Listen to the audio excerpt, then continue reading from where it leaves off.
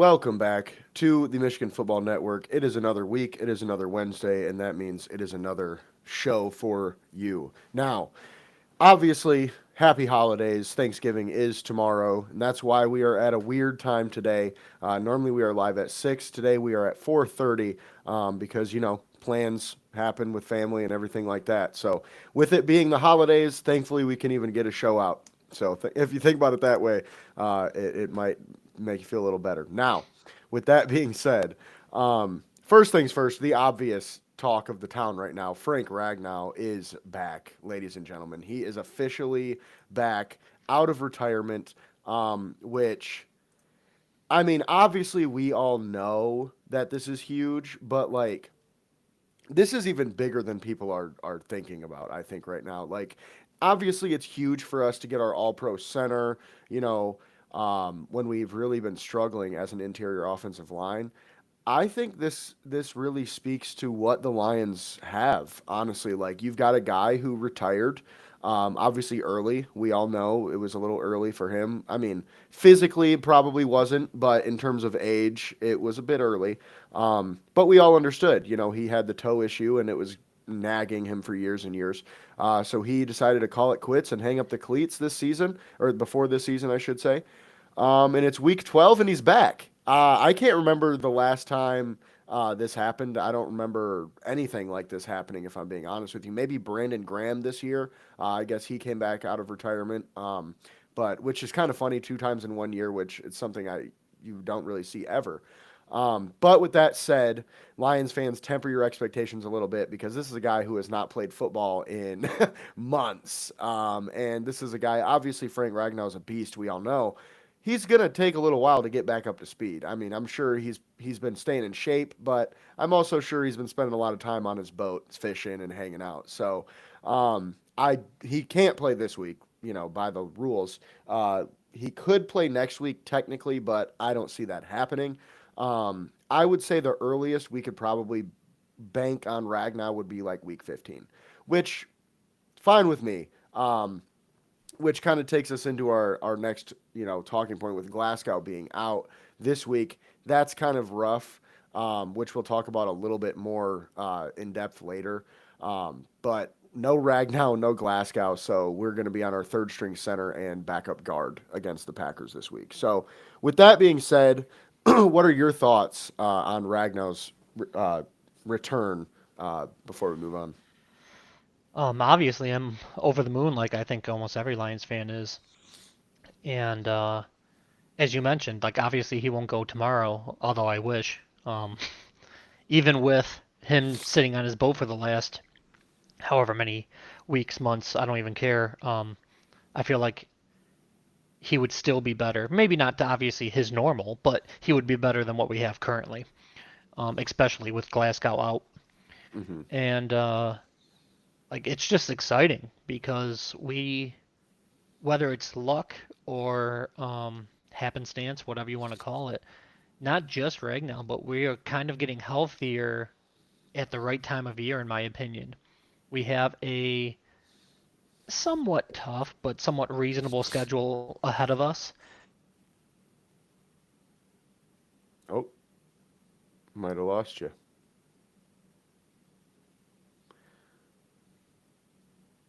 Well, I guess until he comes back, I And will. Oh, I maybe, maybe not.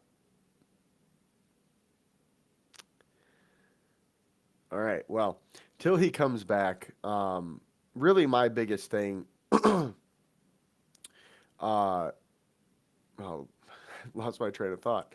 Um, I think this is or was always the plan with Ragnow, if I'm being honest with you.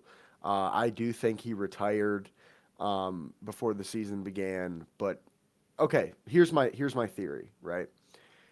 Frank Ragnow retired before the season started, but he waited until later on. Like he didn't just retire at the end of the season last year. He waited a little while, almost as if to get the training over the off season, and then it seemed as though he waited right until the last minute, and then he retired, and I feel like he decided that because he's like, look, man, my toe, I just can't make it through a whole season again.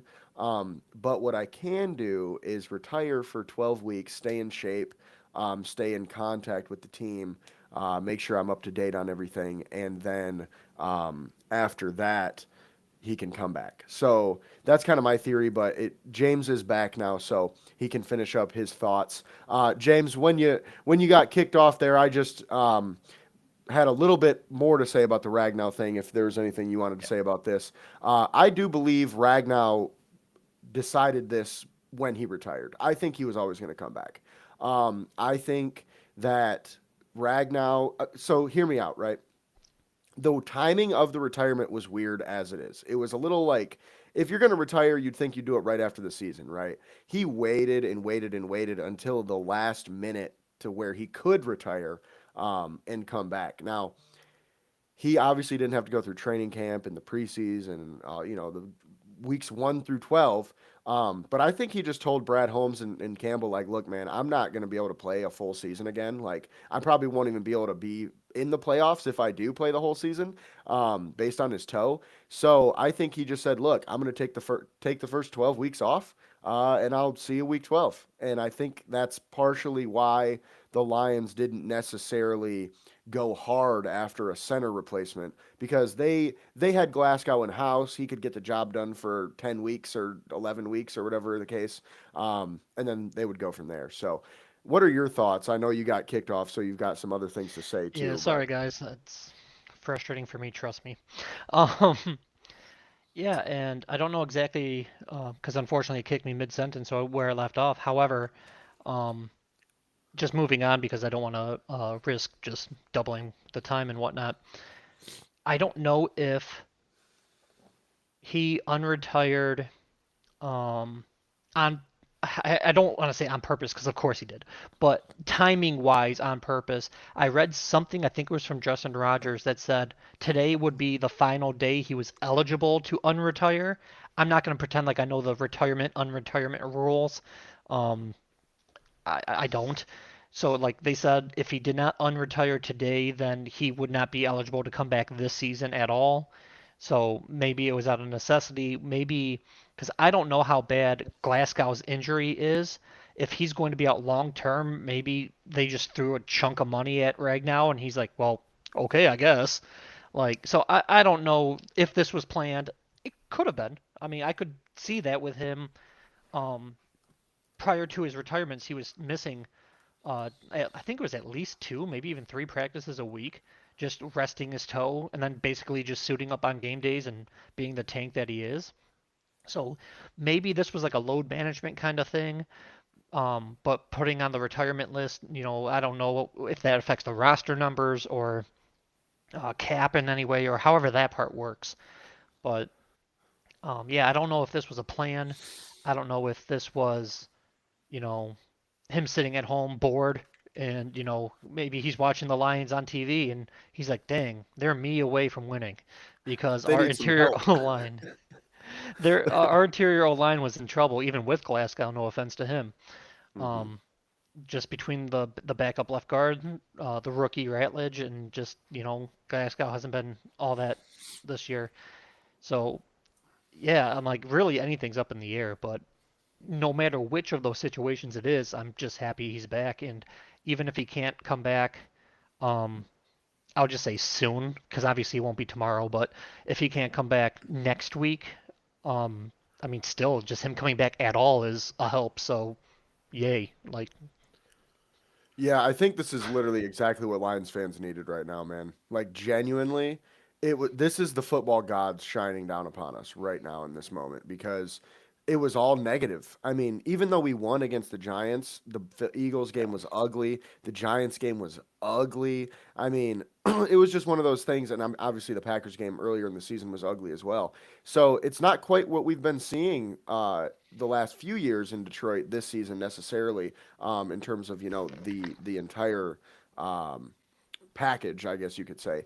But with that being said, this kind of dropped. It's like a Merry Christmas to all Lions fans. We now have something to be hopeful for. Like, obviously, I'm not on the camp of like, we're totally screwed before this thing happened, but um, it definitely makes you feel better going forward. Now, with that being said, we will move on to the Giants game. Just talk about that a little bit. We're going to kind of try to keep this up tempo here because we do have some family plans later tonight, so we want to get out of here pretty quick. So, with that being said, the Giants game, my takeaways, going into the game, we said it on the pod last week. Like, look, this is not going to be an easy game necessarily. I didn't think it was going to go the way that it did. Don't get me wrong. I mean, we didn't call that, but we definitely said the pass rush was going to cause issues. The Giants have one of the better D lines in the NFL. I know that might sound crazy, but if you look at what they have, I think Absolutely. it's definitely up there.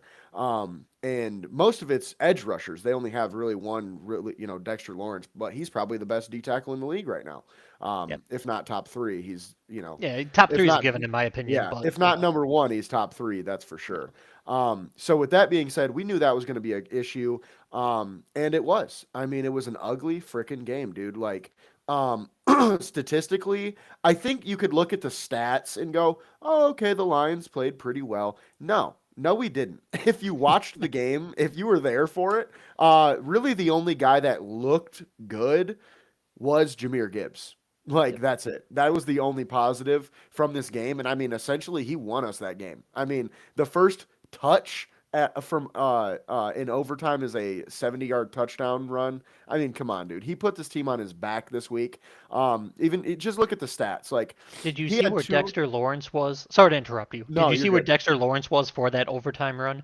No, I didn't. A New York reporter posted after the game that Dexter Lawrence was not on the field for that overtime run. He was in Hmm. the bathroom. That's hilarious because So now that you mention it, I do remember people talking about how he wasn't on the field at that moment, but I did not know that was yeah, why. they said he was just going to take a bathroom break, miss a play or two, and come back out. But that one play's all it took. So when we talk about, obviously he's maybe number one, but at least a top three D tackle, it would have really helped against a run up the middle. But Yeah. sometimes you just got to go. So And see, then again, that's another way the football gods shined upon us this week, man. We got two of them now. So with that being said, though, Jameer Gibbs, he basically was our team this week. yeah, He had 219 rushing yards and two touchdowns. He also had 11 receptions for 45 yards. So that's like what 265 total yards and two touchdowns. If you look at what we had as a team, um, we had a total of 494 yards. So that one guy alone had like 70% of our total yards, which is just kind of insane.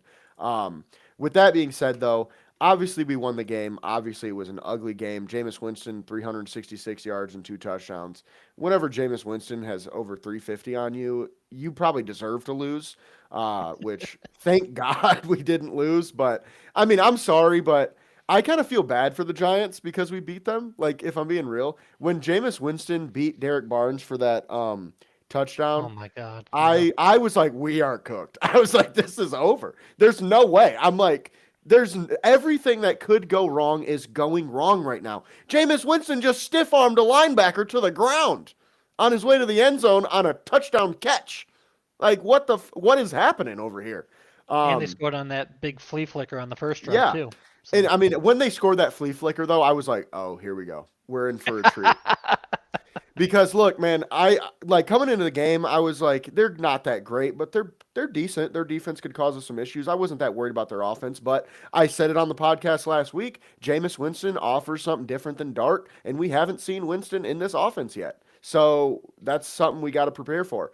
Um, I it's funny because when they did the trick play, I was like, "Oh, here we go." As in, like, they got an interim head coach, they got a backup quarterback, they got players hurt all over the place. They're just saying, "Fuck it."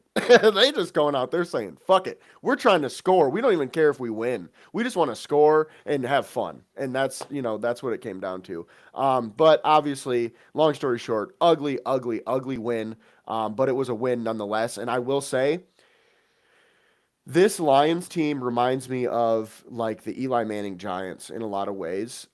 This year, simply because like everybody's kind of counting us out right now. Like we were the team to beat last year, and the year before really. This year everybody's kind of counting us out. They're like, "Man, they lost an ugly game to the Packers. They lost an ugly game to the Eagles, they lost to this, they lost that." And we show flashes of being great, but it's really not consistently there. And I mean, I don't know if you guys remember this or not, but both times the Giants beat Tom Brady in the Super Bowl, they won 9 games in the regular season.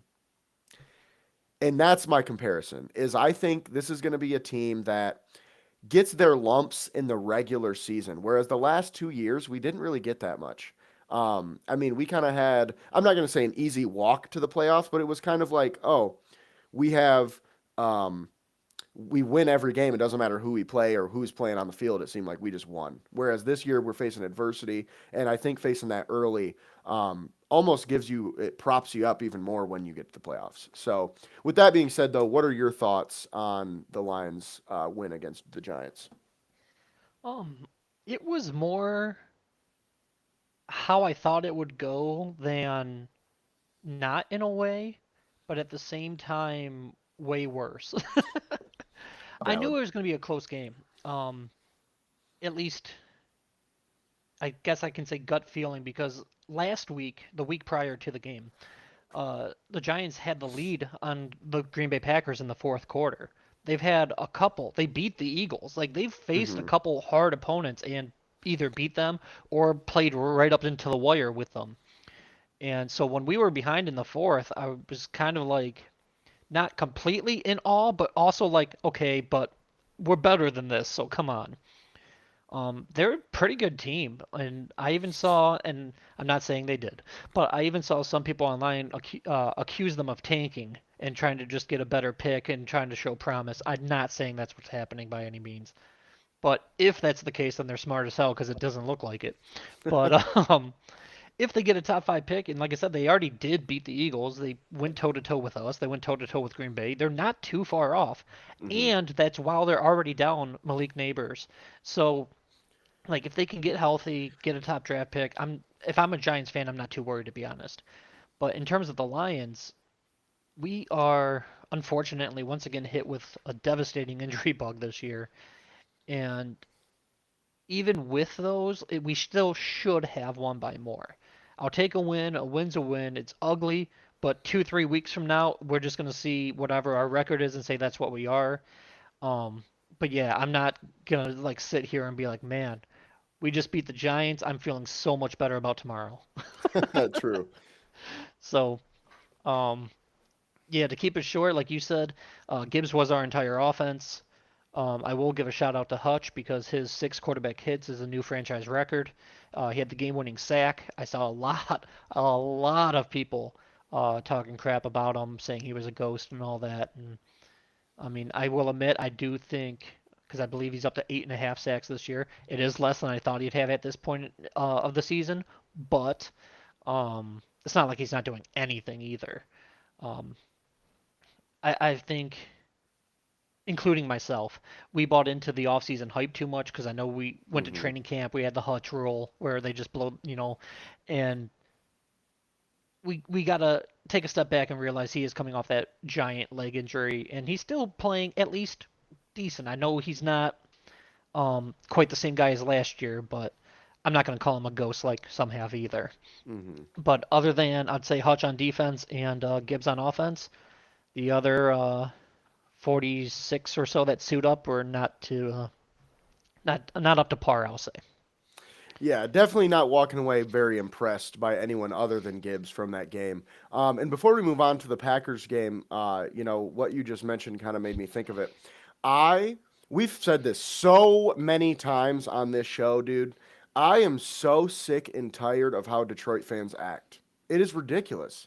It is insane. Like there are people that like after one game are literally disowning the Lions. They're like, I'm over it. I'm not doing this anymore. Like I saw a guy, I've been a fan for 60 years and I'm done. Cool, bye. Enjoy. Like that dude, I don't know if you guys remember it, but a couple weeks back there was someone who was um arguing with me on whether or not John Morton being up in the fucking booth made a Yep. difference. That same guy was in my comments on my tweets during the game talking about how Hutch sucks and Amon-Ra St. Brown sucks and all this and that. And I'm just like, this is insane. We have completely done a 180. Like we went from at the beginning of the season, the Lions are winning the Super Bowl. We're locks. It don't matter who's our center. Who cares? We got Jared Goff and now the Jared Goff chants at every sports event that has Detroit fans there. There will be a Jared Goff chant. Now we are what 7-4. We're 7-4, and you people are acting like we're 4-7. Yep. Grow up, okay? You're adults. Let's act like it. Let's not go on Twitter and cry every 30 freaking seconds, dude. Like, I feel called out. look, man, I'm just saying, like, I don't think I've actually really seen much of your stuff, if I'm being honest. There's just been a handful of guys where it's like, dude, normally you don't talk like this, and you are off your rocker, brother. There's like, oh my two god. people that come to mind that I have been, I'll say friends with for a couple years on Twitter, back and forth, just talking lines, blah blah blah. And I will say over the last couple weeks, they have had some outrageous takes, and I'm just like, dude, I know you're better than this. Like, dude, oh my god. And it's just the negativity, man. Like, stop Yeah. being so damn negative. It's I week was 12. I was slightly negative on St. Brown, but I did not say anything along the lines. I saw some people say trade him. I saw some people say like he got paid so he's not trying as much. I didn't say Yeah. any shit like that. All I said is he's got to get his head out of his ass because he just never had drop problems, and now he's dropping at least one or two a game. Yeah, and that's Besides completely that, valid, though. I like, think that's valid. That's not a crazy take. That's you saying this guy is not normally playing like this. He needs to play like he normally does. yeah, I'm that's talking all I about the said about it. people But that are literally out here, like you said, talking about trade Amon-Ra and fucking yep. all Oh, just I've seen those. stupid shit. And my favorite is, you ready? When he did the Donald Trump dance, right?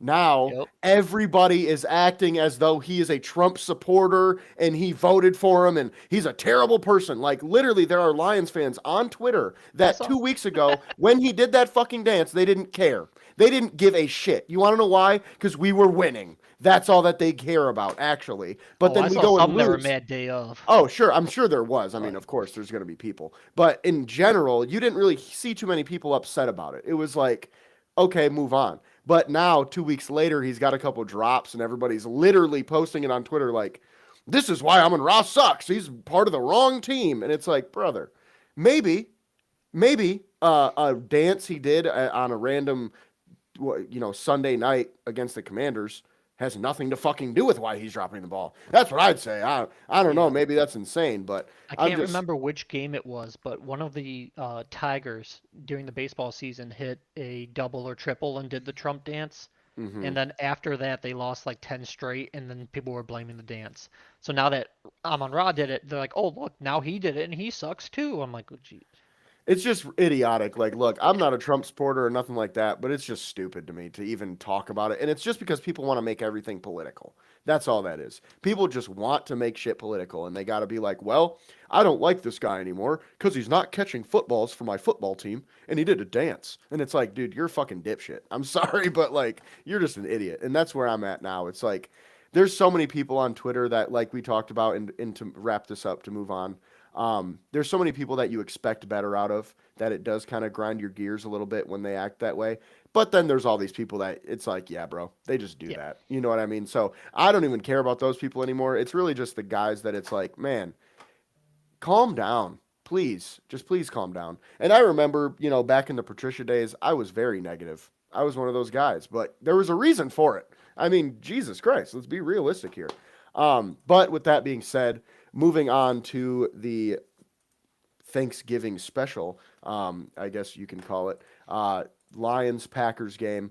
This game is the rematch of week one where we went to Lambeau and, for lack of a better term, got our ass kicked. And I was in attendance for that game, and I will tell you, the 6.5 hour drive up there, excitement. I was ready to go. I was lit. The 6.5 hour drive down there, I spoke 4 words, I think, because it was just like, that was good, I guess. And now I got to fucking drive all the way home. And so it made it not that fun. But with that being said, we get the chance to come back to Ford Field on Thanksgiving and kind of show, what we're made of. I mean, obviously, we mentioned, we should start this with our injury report, I guess. Glasgow is out. Brock Wright is out.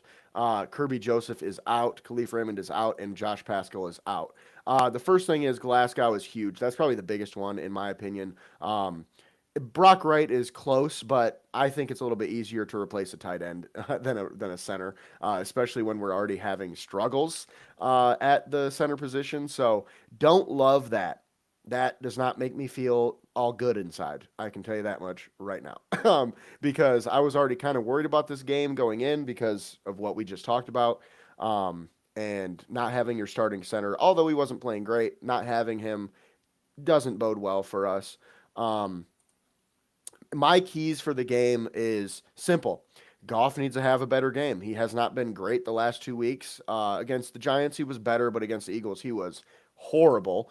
O-line just has to be better in all facets. I mean, last week, Penei Sewell got beat up on a handful of plays. Taylor Decker got beat up on a handful of plays. I'm sorry, not last week. The week before against the Eagles. Last week, they were a little bit better, but in general, it just has not been up to par. And obviously, having Glasgow out is going to cause a big, big issue. And I think this is going to take a Gibbs masterclass. I think we're going to need to just feed him. It's going to be a tough game, but I think that's what it's going to come down to is how well are we running the ball? Because that's kind of what happened the first game. We just couldn't run the ball well.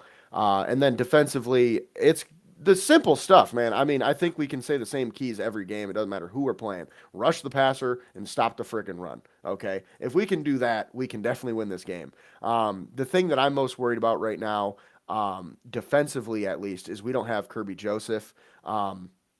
And it's shown the last few weeks that we have not had him with, how many big plays are happening in the back end of our defense. The Packers are a little banged up coming into this game too, though. So they are definitely not at, full strength. So that at least we can kind of compare that to where we're at too. So with that being said, it's going to be a tough game. I'm excited, but like cautiously excited because it's Thanksgiving and you want to watch a game and everything. But it's at the same time like we went 8 years in a row losing on Thanksgiving, I think it was, and We've been streaky. I can't remember which. I know we went 7 or 8 in a row of losing. We had a 4 or 5 win, and now we're hmm bouncing all over the place. hmm So with that being said, it's gonna be a tough game. What do you think, James? As you mentioned, it's going to be a tough game, and it in one way really sucks, in my opinion, because this was the game since week one, I guess week two, I've had circled because I do think, and I've been very vocal on Twitter about, I do think week one was a pure fluke. I think, don't get me wrong, they gave us the belt, but I think we were rusty because we don't play our starters at all, 0 snaps in the preseason. And for the last 2 or 3 years, we haven't done that, and we always look rusty in week one. So you just got to roll with it. And over the course of a 17 game season, it's not going to tank you. But since it was a divisional game, and in my opinion, a winnable game, if they had been shaking the rust off, so to speak, a very winnable game. And so I've said for the last 10 weeks, hey, wait till Thanksgiving. Hey, wait till Thanksgiving. And now we have the crap beat out of us health wise. And I'm just like, as you mentioned, Green Bay has a handful of injuries too. No team's 100%. But looking at our injury report, look, I pulled up the depth chart because I honestly do not know who our tight end three is. So I pulled it up, and we have more red than not red on our depth chart, including because even Sewell is questionable. Don't get me wrong, he'll hmm play, but he's banged up. Ratledge questionable. Glasgow out. This says questionable, so that hasn't been updated. Decker questionable. So 4 of our 5 linemen are banged up. Mahogany broke his leg, so he's out. So we have a backup lineman there. Brock Wright is obviously out, as you said. Zilstra's on the IR. Sam Laporta's on the IR. So the only healthy player at tight end, according to the Lions depth chart on ESPN, is a guy named Ross Dilby. Dwelley. He has played in 110 career games and is averaging 4.7 yards a game. So I do think it's safe to say he might be able to get that and half a catch. But yeah, like this guy hasn't played this year. Zero actually, I lied. My apologies. He has one target. He has one target this year, so he has been at least on the field. But I'm like, when this guy's going to be your starter, and you in this game, I do think tight ends are a little bit more important because we are going against Gary and Parsons, and you're going to have tight ends chip and help the O line as well as be big receivers and stuff like that. So the tight end is a very valuable position, especially in this game, in my opinion. And I literally had to look the guy up because I knew Zostra was out, so too. So I'm just like, who is playing? So we're obviously quite banged up, as you mentioned. No Kirby Joseph. I haven't heard one way or the other on Terrion Arnold. Hmm. I know the last couple weeks they said he's at least progressing, so hopefully, fingers crossed, he can come back. But it's going to be a tough one. And as you mentioned, no Raymond, so that kind of takes away a return man as well as a receiver. I believe he had 4 receptions last week. Um, it's going to be a tough one. It's not impossible by any means, but it's going to be a tough game, and I'm not nearly as confident as I was as now as I was week 2. Because afterwards I'm like, we'll get you next time, and we'll split the series and be fine. That being said, I honestly don't even know who to like, prediction wise who to pick for this game because I can see the Lions winning and I can see the Packers winning. I think it's going to Hmm. be a close game either way. I don't see a blowout either way. Um, but it's in my opinion a coin flip game, and in my opinion, not the season, but the division might be on the line this week. So like I still think even if we lose, we can get into a wild card spot and whatnot. But I don't know about the division. Hmm. A lot of stuff if we lose would have to happen right for us to take the North. Yeah, and I mean, kind of piggybacking on that, like the Lions are in a weird position this year compared to the years past because we are not doing well in the NFC North this year. The last few years we sweep almost everybody or split with one team. So like we are not up to par in that way either, which means the division's just getting better. But with that being said, my prediction, I same thing with you. I don't really know which way to go, but when in doubt, you got to pick your home team. So I'm going Lions 21-20. I think this is going to be a very, very close game. Like you said, it could literally go either way. And being at home gives me the edge for the Lions, and also because they want their get back after getting their ass kicked by these guys in Week 1. So if we can win this game and improve to 8-4, like you mentioned, that would do wonders when it comes to our division. And with that being said, kind of segueing into our next segment, our games of the week. My first game of the week is Chicago at Philadelphia for that exact reason. Because if Chicago goes into Philadelphia and wins, we have trouble, baby. Like Houston, we have a problem. They are probably going to win the division if they win this game. However, if they go in and lose like everyone expects them to do, then it puts the Lions tied with them with the 1 seed if the Lions win. So this is a big, big week for the division for everybody involved. So that's partially why I picked this for my game of the week. The other reason is it's going to be a good ass game. Two good teams in the NFC coming in. Obviously, like I said, it's at Philadelphia, so they're going to get the leg up in terms of the home field advantage. Ben Johnson kind of going in. This is, I would say, his first real like hard game because there's expectations now. When they played us, there really wasn't expectations other than this is the team you left to come to Chicago. That was about it. Now the Chicago Bears are sitting at 8-3, and Caleb Williams is playing really well. The defense, I mean, their defense is kind of nuts. They have 3 guys in the top 5 for interceptions right now. So with that being said, It does feel like Chicago's a little bit of a Cinderella story. Don't get me wrong. They're getting lucky, I would say, right now. The fact that Yes. they have three guys in the top five of interceptions is kind of insane. I don't know if that's ever been done before, but at the end of the season, like I would love to look that up. Like what other teams has that ever even happened? As they had two, I could see maybe like Seattle back in the day with Sherman and uh, uh, Chancellor Chancellor and Earl Thomas. That's who I or was thinking of. Thomas. Yeah, I could see them both having like six picks in a season, but I don't know. It's just very, very.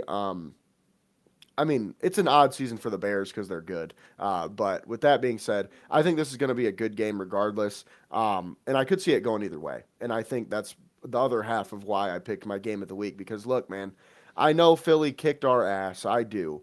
Chicago plays a different form of football, I think, than the Lions do. They're a bit different team. The Lions are built on physicality, and running the ball and all these things, whereas I think the Bears they're built on finesse. Like they're a little bit different than we are. DeAndre Swift is their running back. I mean, just think about that. That's really all I gotta say on in that front because he ain't going in between the tackles like Gibbs or Monty would.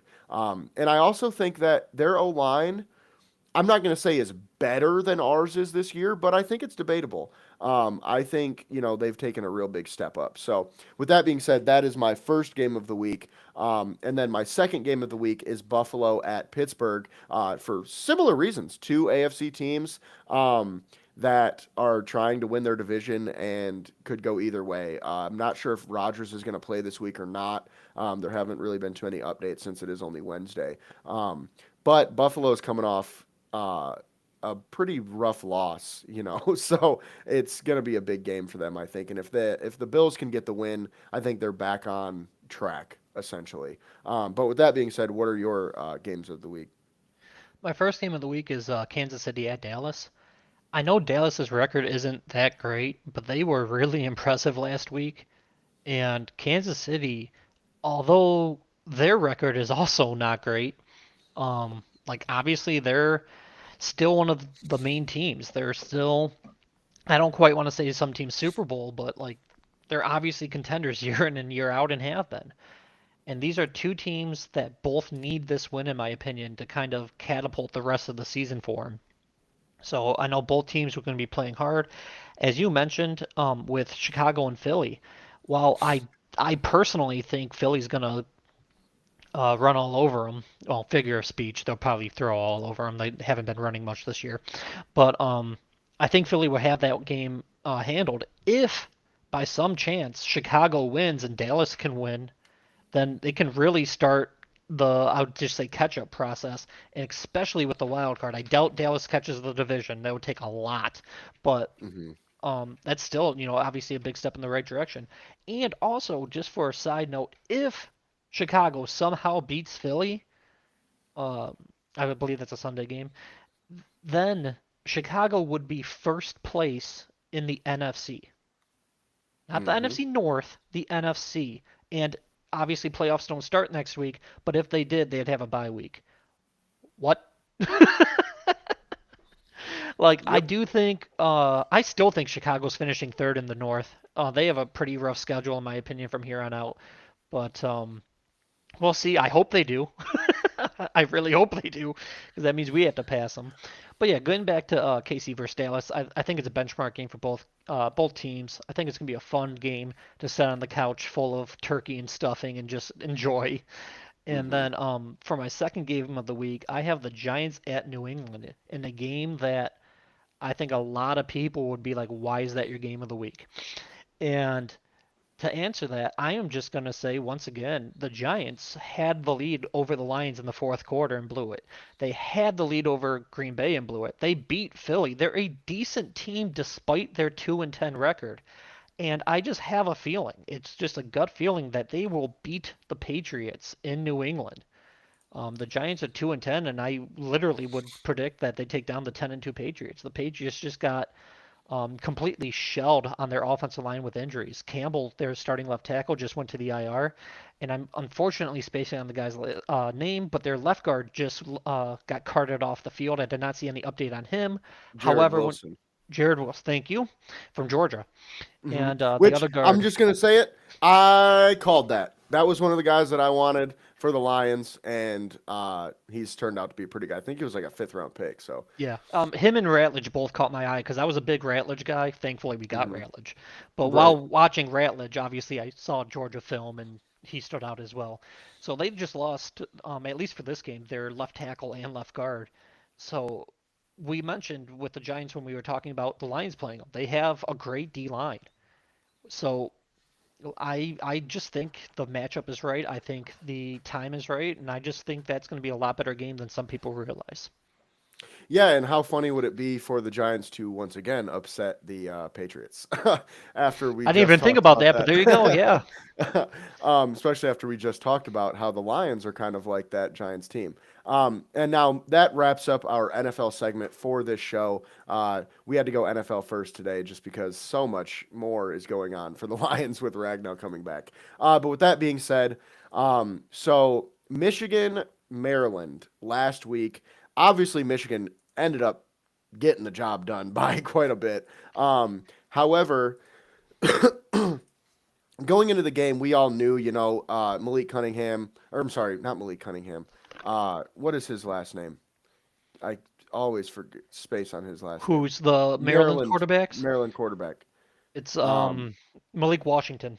Malik Washington, yes. Malik Cunningham was the Louisville quarterback Patriots? that he actually got Okay. drafted there and then converted to wide receiver. Receiver? Yep. I'm Yeah. like I know that name. Hmm. And so I'm glad at least people know who I was talking Yeah. about. Well, I do. We'll see if anyone Right, else. true.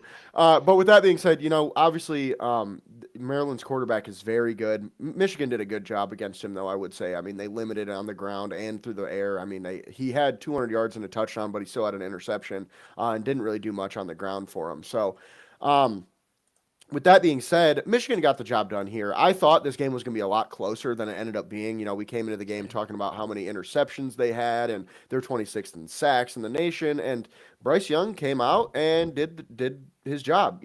16 for 23, 215 yards, two touchdowns, no picks. Um, Good game, I would say. A pretty solid game from him. And then I'm probably going to say his last name wrong, but the running back Kuzdal, 20 carries, 100 yards, and three touchdowns. Had a hat trick from our third string running back. So pretty fun there. And then Andrew Marsh had five catches for 76 yards and a touchdown. So all around, pretty good game. And then Donovan McCauley had two for 46 and the other touchdown. So, pretty good game for Michigan overall. But we're really here because this week, Michigan, Ohio State, the game is happening in Ann Arbor. Um, I know we've said it coming into this that this is a game we're not looking forward to, and I'm Well, still not why looking the hell forward did to I it. wear red for this? Um, True, good point. I I'm didn't like, even I'll think just about grab a that. shirt, whatever. Oh, I did not think about that. Um, and actually, a lot of my friends that are Michigan fans are trying to talk me into, no, man, Michigan's got a chance. Michigan's got a chance. No, they do Look, not. bro, they fucking don't. And I'm sorry, like, look, man, the last year, nobody thought we had a chance either, and we won. So that's why these fans are thinking that way. That's all that it is. We upset them last year. So the same, they're all like, we're gonna do it again. Wow, wow. They choke whenever they play us. They choke. Well, we'll see about that one, buddy. I don't think it's going to happen this year. If They it got does, way too holy much. shit. If it does, we might be talking about Sharon Moore as like he might need a bust because like that would be insane if he beats Ohio State back to back years as the head coach with these rosters. Now, with that being said, I think it's going into the game. I think it's a little bit more realistic we win this year than it was last year. Yes. I think on paper we are a better team than we were last year. I think, though, the difference is where we were good last year, I think really helped us play Ohio State specifically. Um, Having the D line that we had and the run game that we had obviously really helped us propel us to win that game. And I also think our DBs were better last year. And I just feel in general like we were better suited against the team that Ohio State had last season. versus the team this year because I just feel like offensively we can't really get it going consistently. And the only way, however, I'm not going to sit here and say it's impossible. Okay, obviously it's possible because it's any given Saturday, any given Sunday when it comes to football. However, it's going to take a perfect game. I think Bryce Underwood has to have a perfect game as a passer. You cannot turn the ball over. You have to have a couple big plays. Like these are non-negotiables in this game. I think we need an A+ from the run game. I'm not sure. Maybe you'd know. Will Jordan Marshall be playing this week? Yes. Yes. Okay. Perfect. So Yeah, we have a. he was Go ahead. able to play last week. He was physically suited up, but they said they did not want to use him unless they had to. So Right. in a pinch, he could have played last week. So I haven't heard anything different, but if he's suited up and willing to play in a pinch against Yeah. Maryland, he better be ready for Ohio State. I assume that's why they did that, so that he would be ready to go versus Ohio State. But they knew they had to win the game, so if they needed him, they could use him. So that's good news with Jordan Marshall being back. That's going to really give us a bit of a bump in our run game. And then defensively, it just comes down to the pass rush, man. Like I don't think we have anybody that can cover Jeremiah Smith. I don't even know if we have anybody that can cover Carnell Tate. I mean, Carnell Tate, I feel like is one of the most underrated college football players, period. Because that dude's a top 20 first round pick. And if Jeremiah Smith wasn't on his team, we'd be talking about him a lot more. Um, 100%. so I don't see anybody that can cover them, but I do think we have possibilities of our pass rush getting home and kind of causing issues for Julian Sayin. Now, I do think Sayin is better than Will Howard was last year, Absolutely. especially in terms of just being accurate. Like Will Howard, don't get me wrong, I do think he's a solid quarterback, and I do think he's got some potential up there in Pittsburgh. But I think Sayin is just he's closer to that Stroud, Justin Fields, Ohio State quarterback that they've been used to. So with that being said, I'm not going to give my prediction yet, but it is going to be a tough game, and I am not going into this game with any high hopes at all. What are your thoughts on the game? We're gonna get killed, and I'm not gonna like it. Very um, true. I would feel so much better if we had Hayes back, but Hmm. obviously that's not gonna happen. Getting Jordan Marshall back is big. Um, but as you mentioned, I mean, hell, I just spaced on his name, Kuzdal. Hmm. Like you mentioned, he had 100 yards and 3 touchdowns as our running back three. Um, there's no soft way to say this. Maryland's not Ohio State, so Hmm. completely different beast. As you mentioned, it's been at least a month that I've been sitting here um, talking about Michigan football, and every week for the last month, I'm just like, well, at least we don't have to hit the game yet, and it's game time. I obviously, like any Michigan fan, can't stand Ohio State, but I can put my bias aside. I obviously hope Michigan wins, but it would be, like you mentioned, I think it would be a bigger upset than even last year, maybe. Hmm. Um, I just noticed that we got moved up from 18th to 15th. We are not a top 15 team. Like, just if you watch us, you know. Like, just Hmm. um, They badly want us to be in the playoff, I think is the problem. and that was my only other note is if we somehow win the game, I can see us making the playoffs. Because if we're 15th and we beat number one, because with the expanded playoffs, how many make it now? Like 12? 12. Then we better move up at least 3 spots. Um, and obviously, if we lose, then we fall to who knows where, and we'll be in the I don't know. Fiesta Bowl. Chewy. Yeah, I was gonna say Fiesta, but I'm like that might be a more respected. I have a Chewy box next to me, so I'm like the Chewy Bowl. And but yeah, like to limit the length of the podcast, I agree with everything you've said. It's not going to be pretty, obviously, any given Saturday. I did not. I gave us I'd say a 5% chance last year, and we pulled it out. I would say we have a 2% chance this year. So hey, let's roll the dice and see if we get lucky. But I'm expecting pain, unfortunately. And then Yeah. I don't know about your score prediction, but Shit. I know they're gonna run it up because they're Ohio State, and I would too if I was them. I'm thinking something like 55-21. Yeah, and that's valid because that's kind of the same thought that I have. And I think too, a lot of people are kind of underrating Ohio Michigan. State's. No. Right, true.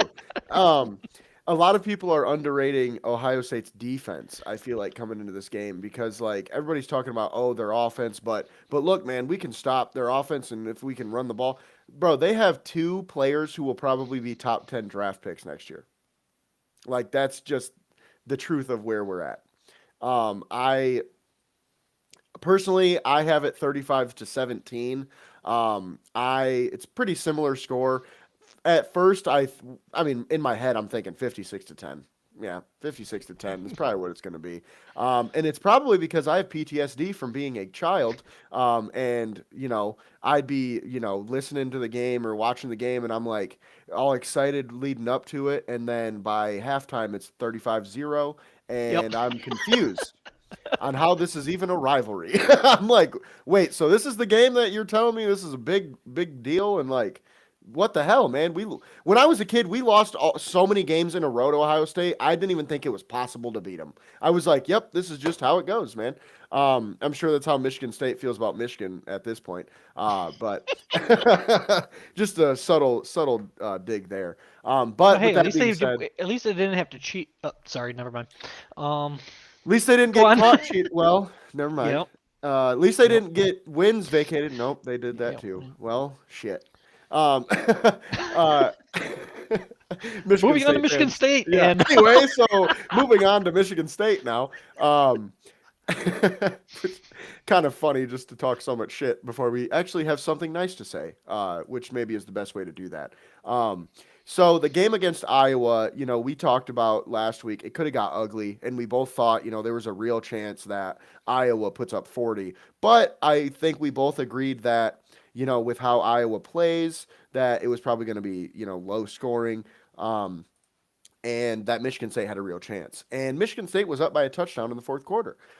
They unfortunately did lose by a field goal, but at this point, look, if you're a Michigan State fan, you'll take the moral victory, man. At least it was a good game. You got to watch your team play pretty well. It does seem like, they are. I don't know. I don't want to say they have the answer at quarterback, but they're doing better at quarterback with the true freshman that's been starting. It does seem like I mean, I'm not going to say seem like their season is completely over at this point. So there is like they're playing for moral victories right now, and I think that you can take a 20-17 loss to a top 10 defense in Iowa and be okay with that. With that being said, what are your thoughts on the Michigan State Iowa game? yeah, they played. Michigan State played a lot better than I thought they would. I remember my prediction was 17-3 Iowa because I didn't think Iowa is notorious for having a bad offense, and I didn't think Michigan State could really score on their defense. Hmm. And when it was 7-3 Iowa at halftime, I'm like, holy shit, this might happen.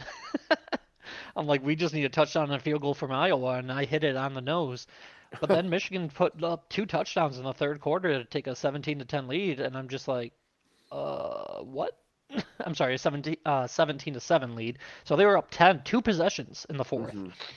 So I'm just like, oh shit, I'm gonna have to eat my words on Wednesday. But then Iowa came back and finished it off. So Iowa won like they were supposed to. However, yeah, I did not see that fight coming from the Spartans.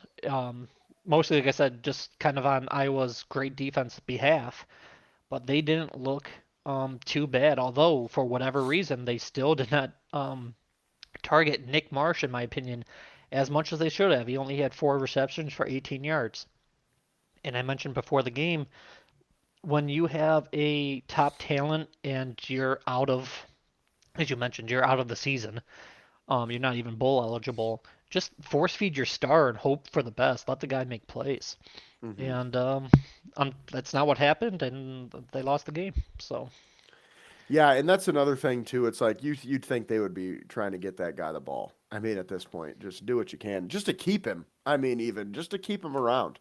Um, I'll take but them with at Michigan. yeah, We 100%. But with that being said, they are playing Maryland coming up, which I'm going to be honest, the keys are basically the same as when they were when Michigan played them. You know, you got to limit the quarterback with his legs. You got to limit him with his arm, obviously, but limit his legs. You got to stop turning the ball over because Maryland is very good at getting turnovers, especially from the quarterback. So this is going to be a bit of a tough task for their true freshman quarterback, but I think we're going to kind of see what he's really made of this week when you're playing a team with so many ball hawks like Maryland has. But with that being said, it's basically the same. I do think MSU could definitely win this game, though. I think they could come in and get a win and send themselves off like out with a win, and I think that would be a good way for Jonathan Smith to potentially keep his job. If they lose this game, however, I don't see a way that he stays around next year. So, with that being said, what are your thoughts on this game? As I'm seeing it for, I don't, because as anyone who watches knows, I'm not a Spartan fan nor a someone that follows the team super close. But looking up this matchup, it says they're playing in Ford Field. Hmm. Did you know that? Yep. Oh, okay. So it's not necessarily a home game, but of course it is because, you know, it's Michigan at least. Um, but according to Google, for whatever reason, it gives Michigan State a 62% win percentage chance. And I don't per se understand why they're favored, to be honest. Maryland, while they didn't look great against Michigan, they did show the flashes. And against, um, I'll be polite since we're talking about Michigan State as the primary here, is slightly not as good of a roster. I think some of those almost plays could be, you know, big plays and whatnot. Hmm. And as you mentioned, they have a ton of sacks, they have a ton of interceptions, and the quarterback can have big days. So I mean, I would pick Maryland to win this matchup, but as you mentioned, I would not say it's like 70-30 Maryland. I would just say it's probably 55-45 Maryland. Um, but yeah, if Michigan State can win this game, end their season at least on a win, you have at least some momentum in the offseason. I'm not too big on momentum rolling over from season to season because it's just so long, especially in college when you have so many people coming in either via transfer or freshman, so many people leaving with the portal now. But it's still nice going into an offseason with, you know, a win being your last game. Yeah, for sure. And with that being said, that will wrap up this week's show. Once again, we appreciate you guys for joining us. Happy holidays. Enjoy your Thanksgiving. Hopefully, us Lions fans can enjoy our Thanksgiving with a win. That would be huge. With that being said, though, if you are looking for any new sports merch, sports apparel, jerseys, whatever the case may be, head down to Fanatics. The link is in the description. Click the link, and you will be helping us out while also helping yourself out, getting some pretty cool gear. And then Not also, too late to buy a Ragnow jersey. true that. Very good point. Also, with that being said, check out my YouTube channel at Jace O Sweet. This week, I am going down to Indianapolis and then headed down to Nashville. We are going to see Tennessee take on Vanderbilt, and then we are also going to watch the Titans take on the Jaguars. So it's going to be a pretty cool time. Some pretty fun videos coming out soon, so you won't want to miss those. But with that being said, you can find me at Jace O Sweet. James at Gullet_James, both of us at MIFB Network and MichiganFootballNetwork.com. Once again, we appreciate you guys for watching, and we will see you next week. Happy holidays.